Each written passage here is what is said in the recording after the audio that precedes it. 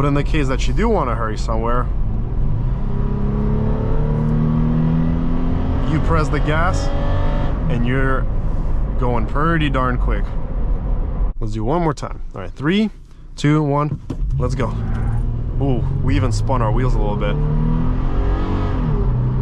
Maybe we'll get a better time now, who knows.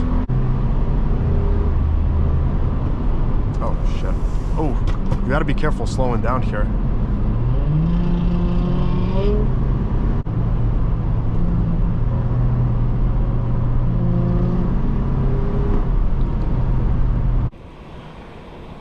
I think it looks stunning. It's only got 3,900 miles, 2023.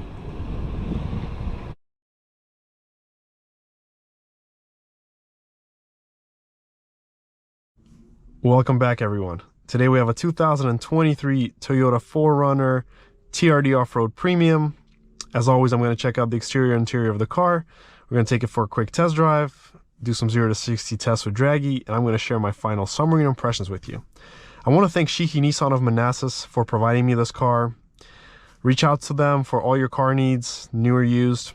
I'll leave all the information down below in the description. And let's get her started. And let's begin.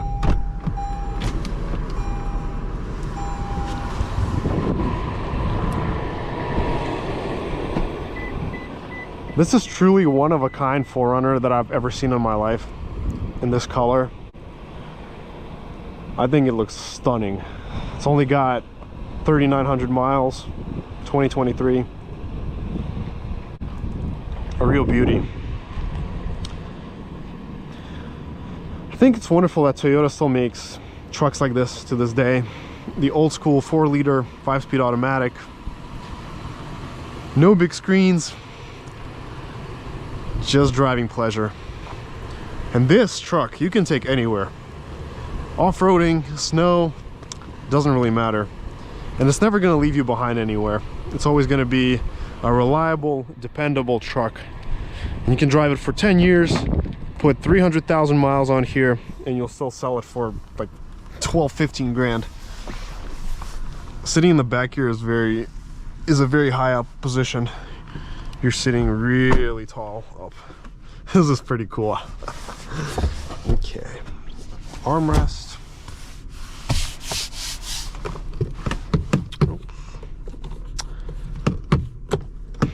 I think I got child locked. Okay. Oh, that's okay. There's a way to overcome this. We'll just open it from the outside. No problem. Okay. Yeah, right there. That's the child lock. Okay. Alrighty. Let's open it up. Look at this trunk space. Got your ladder, outlets, anything. A lot of space. Our handle. Wonderful. Let's look under the hood.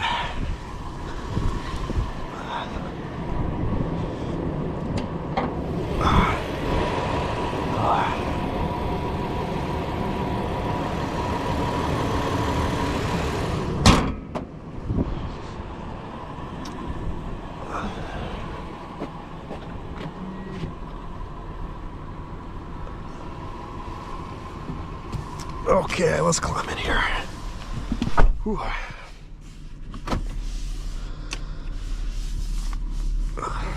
I love the seating position here. That air scoop just gives you this muscle car vibe.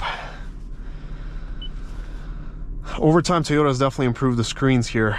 It's big, easy to read. You have your 360 degree camera, which I think is super cool. I'm not gonna play with this. Let's leave it as is. Lots of storage.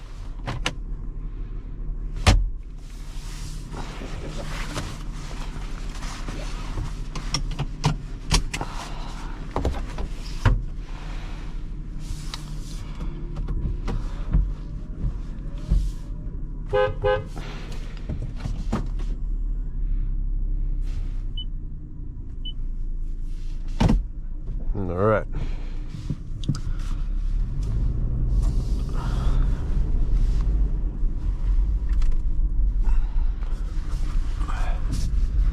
Let's see if we can make this U-turn.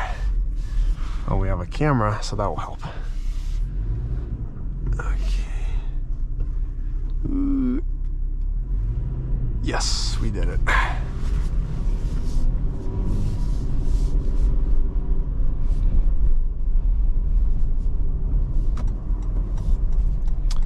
The 4Runner is my second favorite Toyota after the Supra. There's really no other model of Toyotas that I genuinely like currently. I think they're good, reliable cars, but there's no unique factor to them, to most of the models that are out there on the market today. And this is a gem. And this seating position is phenomenal, how it just bounces back when you stop. Gives you a real truck feel. And the good old 5-speed automatic.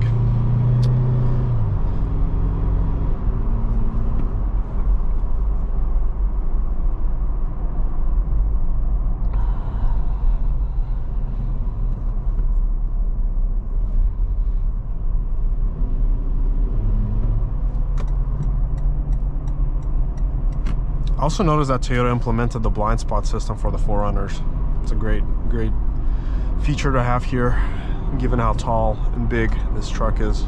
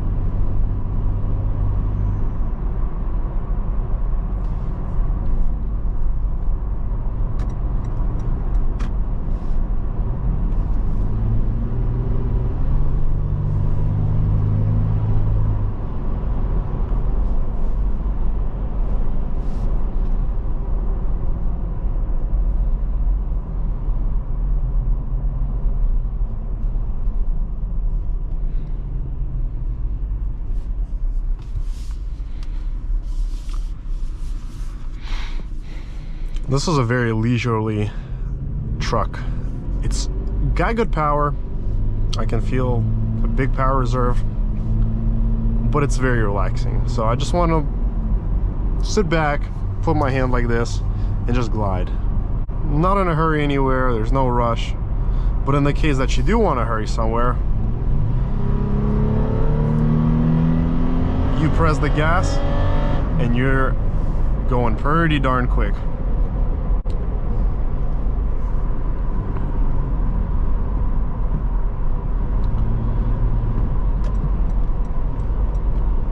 This good old 4-liter has really good punch for its weight and size, and the wheels.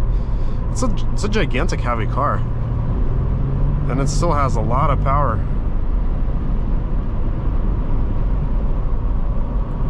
You can feel the handling limits. I don't feel very secure trying to take a corner fast. I feel like I'm gonna tip over, so you may want to be careful with that when you're driving.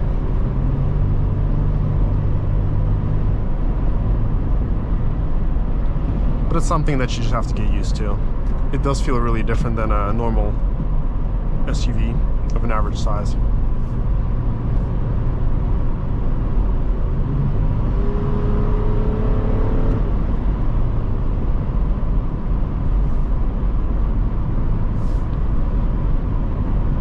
It's super relaxing, super comfortable. I can totally see myself taking this car on a 12-hour road trip to Florida. It will be a great road trip.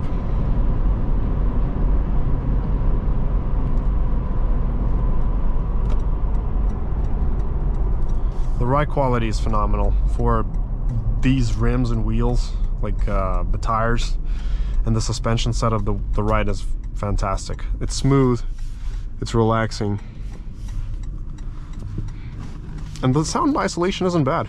So I do hear the tires, I hear some road noise, but it's at a pretty minimum level.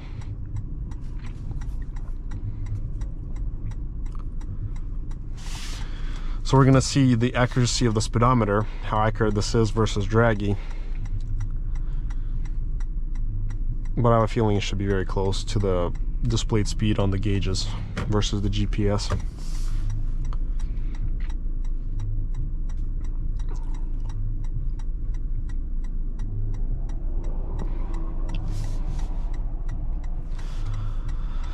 I like this navigation screen.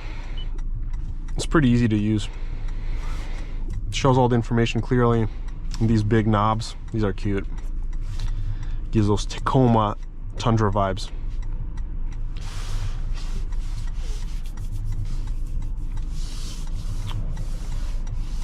All the materials feel great on this car. Soft touch, quilted. Everything looks really good to me. The only part that is not very soft is the dashboard here, but I can see why they did that, because these cars do take a lot of abuse off-road and just throughout the miles. So I would assume that these materials do hold up better over a long time. All right, well, let's get her up to speed.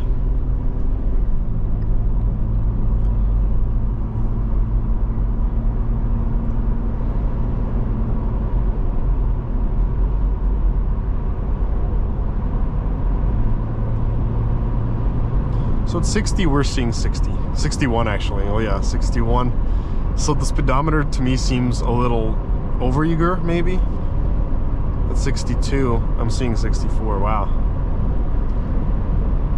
So if you're looking at the speedometer and you see 70, subtract 1 mile per hour, now you're going 71. This is the first time I ever see a car with an overly optimistic, no, under optimistic speedometer, I would say, because it's actually showing you less than you're traveling in real life. If you're traveling 70 by the speedometer, you're going 71 by the GPS. I've never seen that in any car before. Usually it's either spot on or a couple mile an hour discrepancy.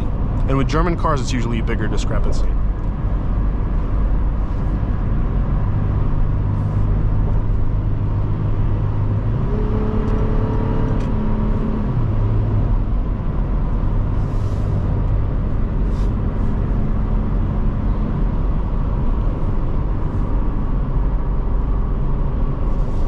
Feels wonderful.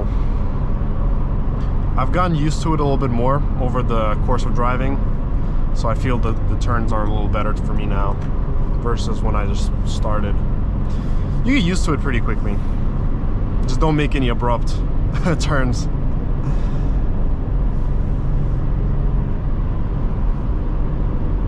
I also see that the center gauge here reads the speed limits too. A useful feature to have.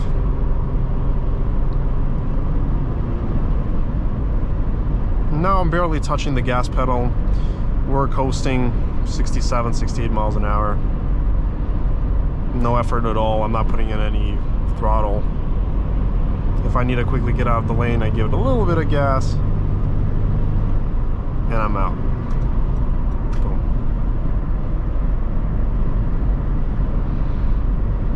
This has got to be one of the best riding trucks I've ever been in. The smoothness of the suspension and how well it glides over the road is a 10 out of 10. It sort of reminds me of the Express van that I drove. It's really comfortable. You sit up really high. We're gonna do some Dragy tests right now once we hit our Mexico strip up there. I personally don't care how quick or slow it is. If it's 9 or 8 or 7 seconds, to me it doesn't matter at all, because you don't get this car for that. Oof. Wow. No, it hustles. I can definitely see this being a under 8-second car, maybe an 8-second car. It does have good kick to it, especially once you're moving. But let's do the test and see how close I am to my guess. We do have to account for the fact that this does have bigger tires and it's lifted, so maybe a little bit slower than stock. Right, 3, 2, 1, let's go. Launches really well.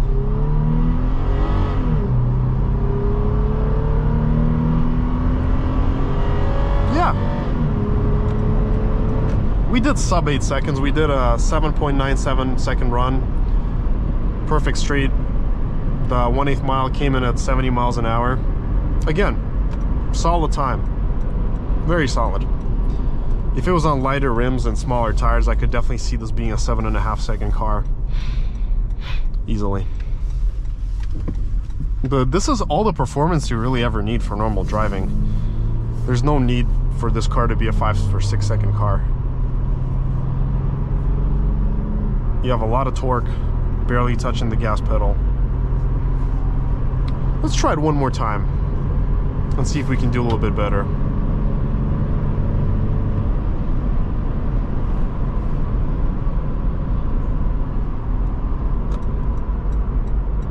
This time I'm gonna try another way. Maybe sport mode is a better option. I don't know, we'll see. We'll see.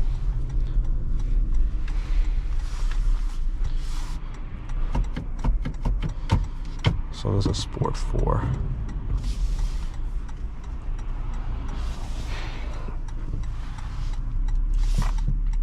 Let's let that car through and do one more attempt. Since this car specifically isn't meant for posting the best 0 to 60 times, I'm not too worried about him. I just want to see how she moves. All right, let's do one more time. All right, 3, 2, 1, let's go. Ooh, we even spun our wheels a little bit. Maybe we'll get a better time now, who knows. 7.84 seconds. 10.2 verified. So, okay. So we did do a 7.8 second run. Sounds like an awesome time to me.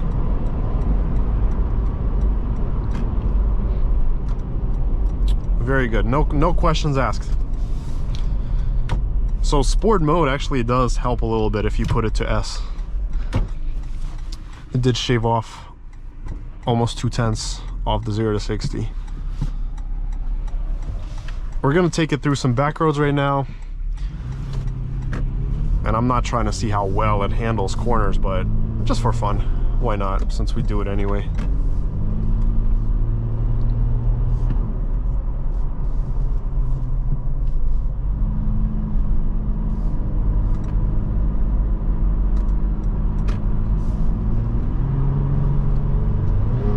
And I love this engine. It sounds deep, throaty.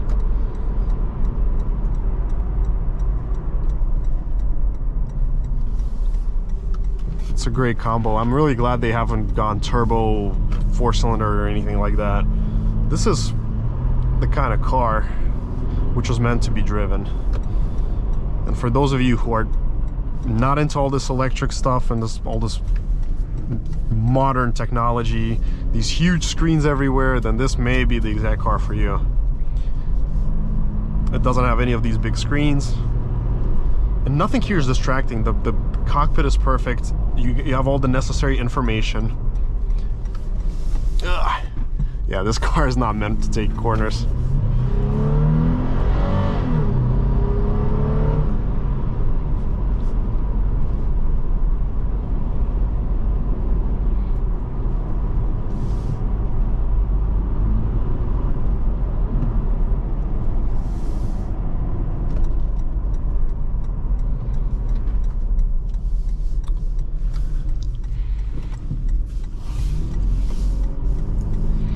Anyways, let's summarize our test drive.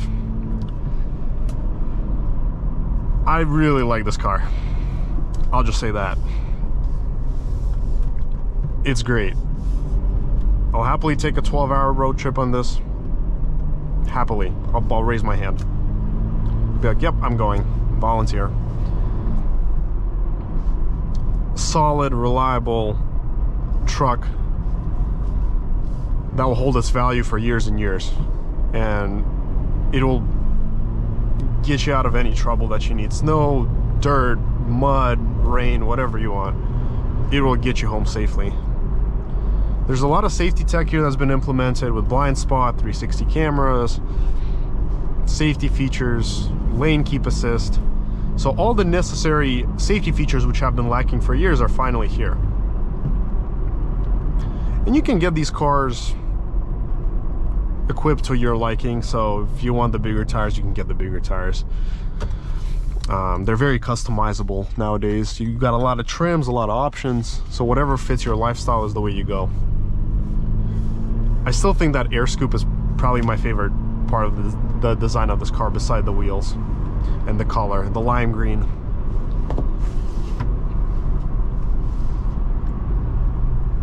These cars can get pricey with options, but you know what? The resale value on this is superb. So even if you spend a lot of money buying this car, in 5 years or whenever you decide, you know, time has come for you to go to something else, you'll be able to get a lot of money for this car. But all around, this is a perfect daily. I can see gas mileage being a little problem for some drivers and owners, but you can use regular gas here, so it balances itself out. The seats are super comfortable, supportive. The seating position is excellent.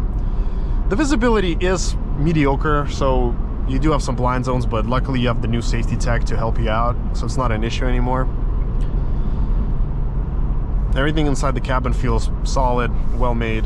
The screen is great, easy to use. Touchscreen responds well. And I love how warm and cozy it's in here. Even with my heater off, it's still warm and cozy from the engine.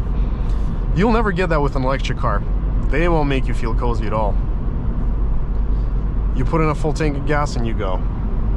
There's a lot of storage space, a lot of just space overall for your head, for your shoulders, for 2 passengers up front. So you can use this car not only just by yourself, but you can also use it for family, or if you know you're single, it's also a perfect option.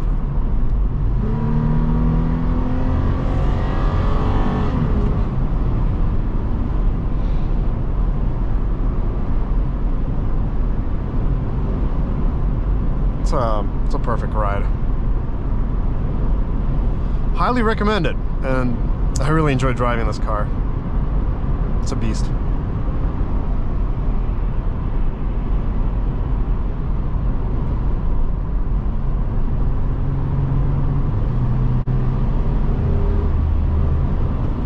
Oh shit. Oh, you gotta be careful slowing down here. Gotta be careful slowing down here. Or are these two bros gonna be racing?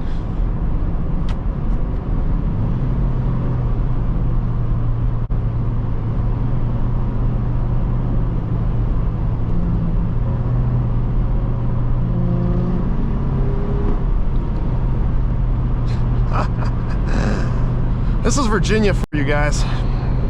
Can't get anywhere without seeing this every day.